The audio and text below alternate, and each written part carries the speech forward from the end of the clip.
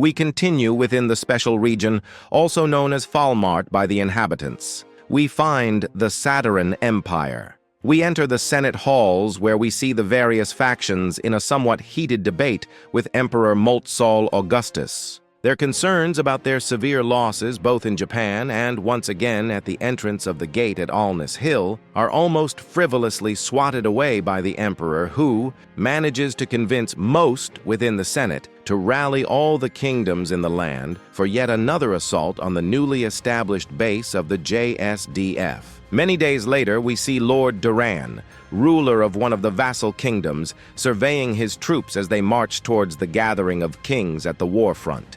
Upon reaching their outpost, we find all leaders and kings jostling for the opportunity to gain misconceived glory in the upcoming battle. Before too long, we see the second wave led by Lord Duran, and as they approach the field of battle, they stare in disbelief at the complete destruction of the army that came before them. Under the cloak of night, their assault begins. However, the JSDF's troops were ready and waiting, and as Duran's troops prepare to charge, the Japanese forces open fire upon them. Duran charges towards his enemy, but is brought down by barbed wires. The king walks through the battlefield, ignoring all the bullets flying around him as he picks up a bow and fires a solitary arrow in the modern army's direction.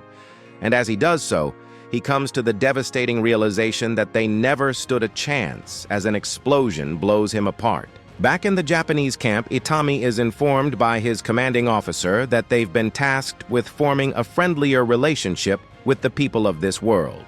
And so a few teams have been formed to traverse the land and accomplish the mission, one of which will be led by him. With dreams of a peaceful life fading away, Itami clumsily introduces himself to his newly minted 3rd Recon team of 9 soldiers, and before too long, they head out of the camp on their peacekeeping mission. They drive through the beautiful landscape until they eventually reach the small village of Koda, where the inhabitants curiously look on at these otherworldly visitors with their strange clothes and horseless carriages. With introductions made and gifts handed out, the team eventually continue on their way through the land until they eventually come across a village being torched to the ground by a massive red fire dragon. They wisely wait for the beast to leave, and when it does, the recon team make their way into the village in hopes of finding any survivors.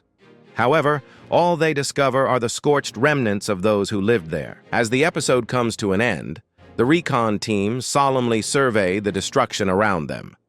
Itami rests against a well as he's briefed, and when he tries to fetch water from it, realizes that there's an elf at the bottom.